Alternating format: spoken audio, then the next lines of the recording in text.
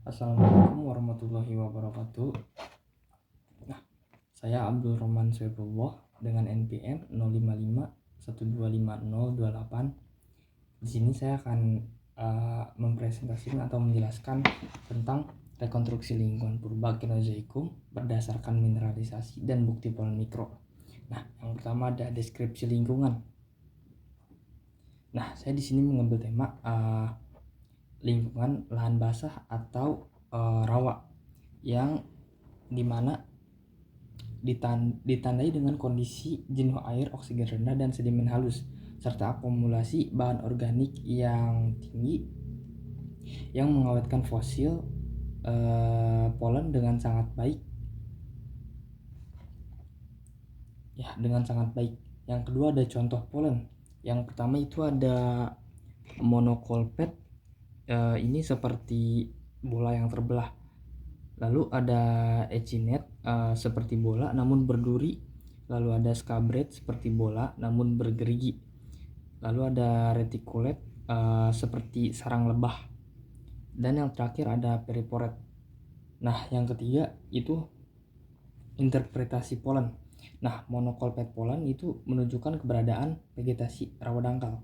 Yang kedua ada ecinet polen menandakan genangan musim. Yang ketiga ada scabret polen mengindikasikan lahan basah lembab. Yang keempat ada reticulet polen menandakan lingkungan rawa permanen. Dan yang kelima ada periporet polen menunjukkan rawa air payau. Nah, selanjutnya mineral dominan yang berasal dari lingkungan lahan basah atau rawa. Nah, yang pertama ada kuarsa, yang kedua ada lempung, dan yang ketiga ada feldspar.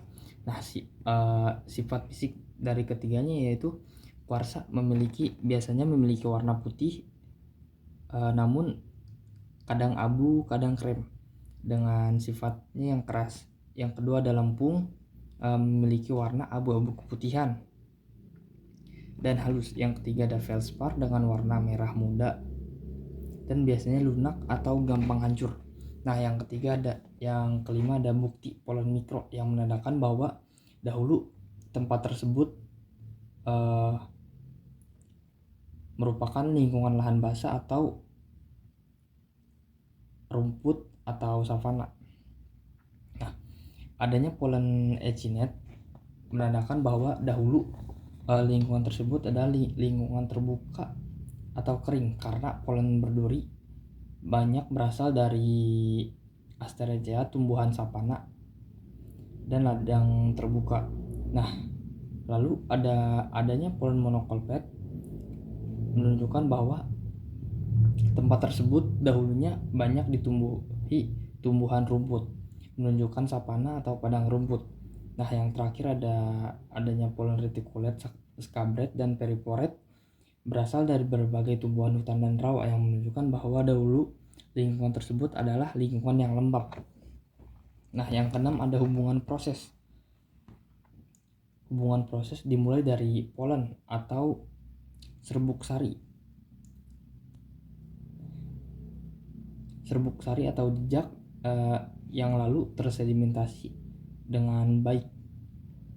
Lalu di bawahnya ada jenis polen menunjukkan vegetasi lahan basah atau rawa seperti reticulet, scabret, dan periporet. Lalu ada lingkungan lahan basah atau rawa yang dimana lingkungan tersebut biasanya air tergenang atau reduksi tinggi, bahan organik menumpuk seperti gambut, dan proses sedimentasinya yang lambat. Lalu ada kondisi lingkungan mengontrol mineral, yang dimana lingkungan reduksi biasanya memiliki mineral pirit atau FeS3, banyak bahan organik yang dimana biasanya terdapat mineral lempung dan humus. Endapan halus seperti kaurit dan skrinit. Lalu ada hasil mineral atau sedimennya dengan berupa lempung organik pirit, dan gambut, batu bara muda. Nah, batu bara muda atau gambut biasanya itu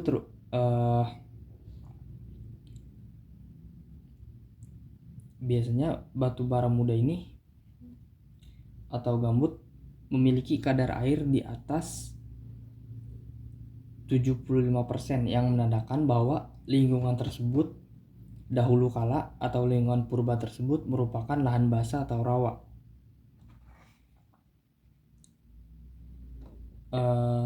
Sekian dari saya. Assalamualaikum warahmatullahi wabarakatuh. Ya, siang Pak. Nah, saya di sini ingin menyampaikan refleksi diri saya. Saya meminta waktu 1 atau 2 menit untuk Bapak mendengarkan refleksi diri tentang bagaimana saya berkembang dengan baik hingga saat ini, dan apa yang saya dapat tentang mempelajari fosil pollen. Dalam kita mengetahui tempat tersebut adalah lingkungan purba dan tempat tersebut ditumbuhi oleh tumbuh-tumbuhan apa saja.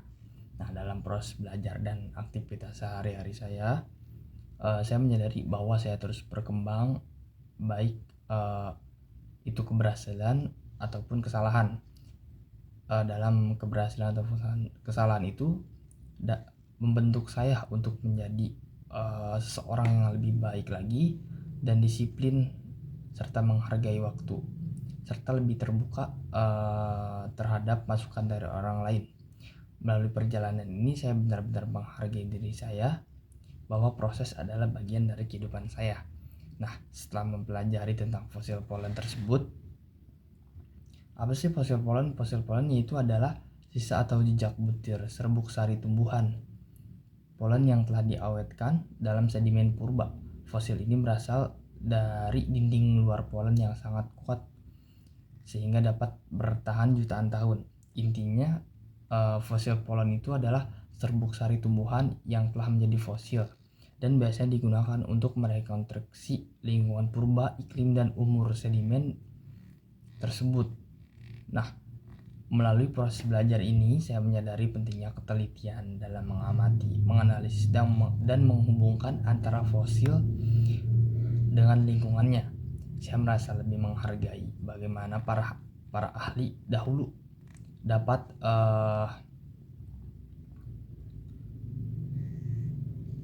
mengetahui dan meneliti bahwa lingkungan tersebut meneliti dengan fosil pollen bahwa lingkungan tersebut dahulu kalanya adalah lingkungan hutan tropis atau lahan basah atau rawa. Nah, untuk kedepannya saya ingin terus memperdalam ilmu saya dalam bidang mineralogi dan geologi serta tentang mikrofosil dan lingkungan purba serta macam-macam mineral dan sifat fisik mineralnya. Kedepannya saya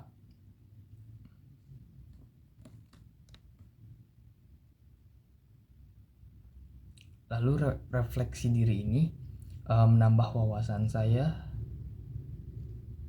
dan pengalaman baru bagi saya untuk mempelajari hal tersebut, dan itu merupakan kesenangan atau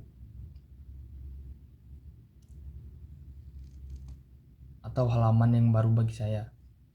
Semoga Bapak kedepannya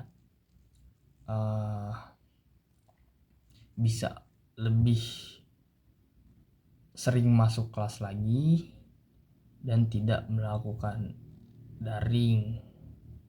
Terima kasih.